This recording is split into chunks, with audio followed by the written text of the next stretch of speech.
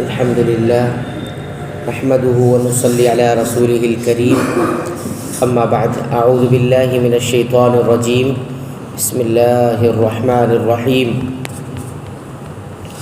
آمن الرسول بما انزل الیہ من ربہ والمؤمنون کل آمن باللہ وملائکتہ وکتبہ ورسلہ لا نفرق بین احد من رسلہ وقالوا سمعنا وأطعنا غفرانك ربنا وإليك المصير۔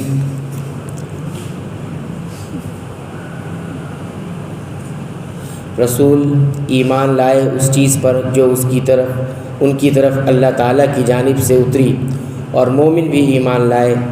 یہ سب اللہ تعالیٰ اور اس کے فرشتوں پر اور اس کی کتابوں پر اور اس کے رسولوں پر ایمان لائے۔ اس کے رسولوں میں سے کسی میں ہم تفریق نہیں کرتے۔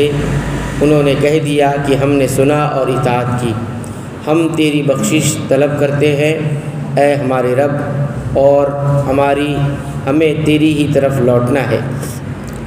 اس آیت میں پھر ان ایمانیات کا ذکر ہے جن پر اہل ایمان کو ایمان رکھنے کا حکم دیا گیا ہے، اور اگلی آیت لا یکلف اللہ نفسا الا وسعها، اس آیت میں اللہ تعالیٰ کی رحمت اور شفقت اور اس کے فضل و کرم کا تذکرہ ہے۔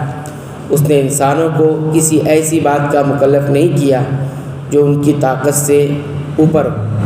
ان دونوں آیات کی حدیث میں بڑی فضیلت آئی ہے۔ نبی کریم صلی اللہ علیہ وسلم نے فرمایا، جو شخص سورہ بقرہ کی آخری 2 آیاتیں رات کو پڑھ لیتا ہے تو یہ اس کو کافی ہو جاتی ہے، صحیح بخاری۔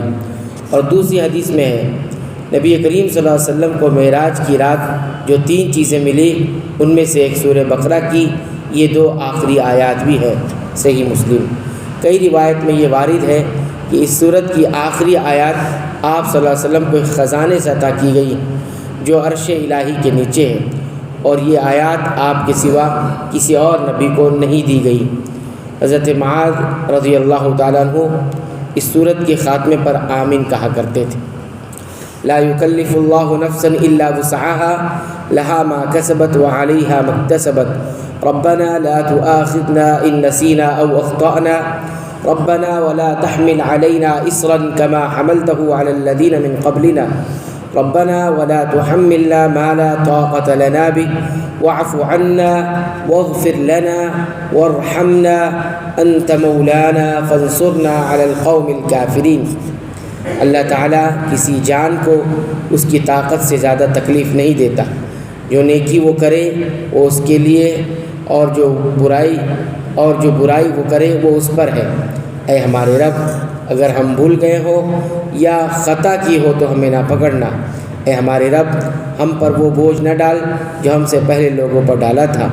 اے ہمارے رب، ہم پر وہ بوجھ نہ ڈال جس کی ہمیں طاقت نہ ہو، اور ہم سے درگزر فرما اور ہمیں بخش دے، اور ہم پر رحم کر، تو ہی ہمارا مالک ہے۔ ہمیں کافروں کی قوم پر غلبہ عطا فرما، آمین۔ اللہ تعالیٰ سے دعا ہے رب العالمین تو ہمیں قرآن حکیم کی پابندی سے تلاوت کی توفیق عطا فرما، اس کو سمجھ کر غور کر کے پڑھنے کی توفیق عطا فرما، اس کے مطابق عمل کی توفیق عطا فرما۔ اے اللہ تو ہمیں بخش دے، ہمارے والدین کو بخش دے، تمام مسلمانوں مومنوں اہل توحید کی مغفرت فرما دے، آمین۔